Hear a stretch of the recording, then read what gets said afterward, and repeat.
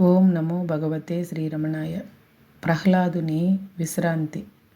భావరహిత స్థితిలోనే సదా ఉండగోరితే ఘర్షణ, అజిటేషన్ తప్పదు.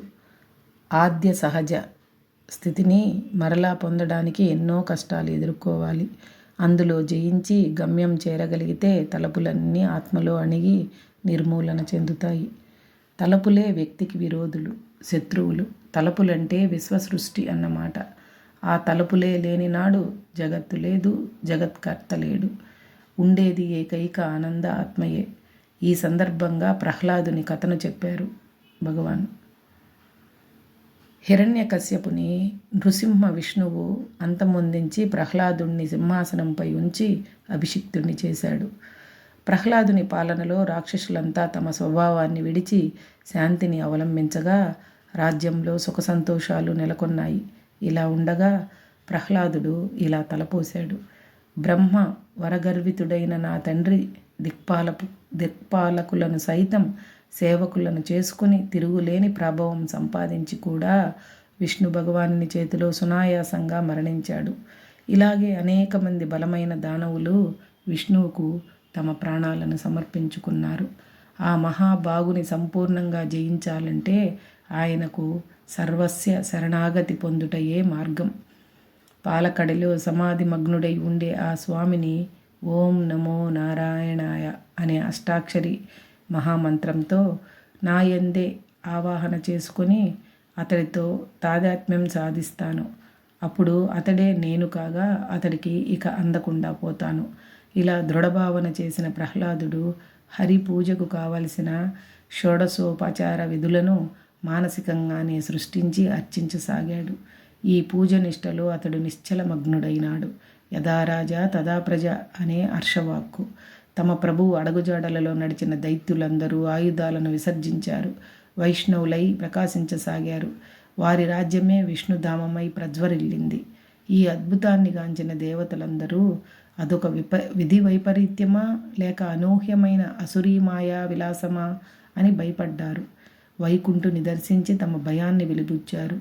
వారి భయ సందేహాలు నిరాధారమైనవని, తన భక్తి చేత పరిశుద్ధుడైన దైత్య నాయకుడు ప్రహ్లాదుడు పునర్జన్మ రహితుడైనాడని, అసురుల భక్తి ప్రసన్నతలు నిష్కపటమైనవని చెప్పి నారాయణుడు వారిని ధైర్యపరిచాడు. విష్ణు భక్తిలో మునిగి తేలుతున్న ప్రహ్లాదుని మనసు సంకల్పనాశనం చెందకపోవటం చేత సదసత్తులకు నడుమ ఊగిసలాడుతూ ఆత్మనిష్టను చెందకున్నది.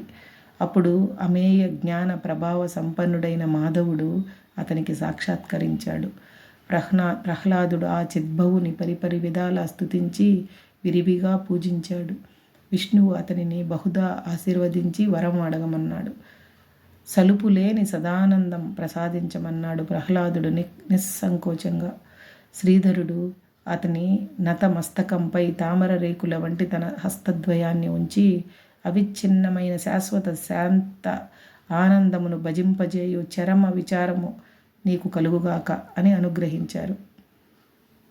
విష్ణు ప్రసాదిత ఆత్మవిచార సాధనం ప్రహ్లాదుని సంపూర్ణంగా ఆవహించింది.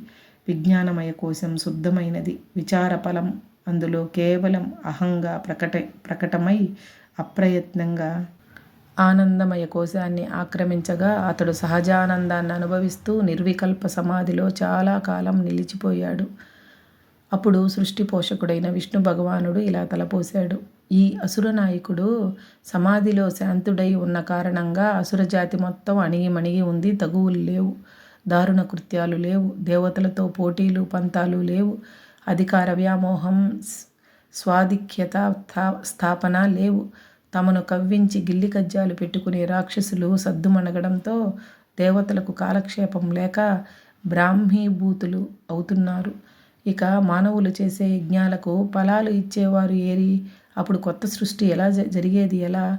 సృష్టి కాకుంటే దానికి పోషణ ఆవశ్యకత లేక నేను విరమించాలి. అప్పుడు అకాల ప్రళయం ఆసన్నమవుతుంది.